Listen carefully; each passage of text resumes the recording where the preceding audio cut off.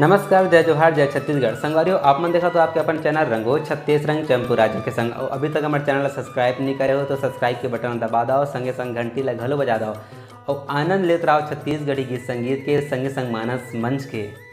जय जोहार।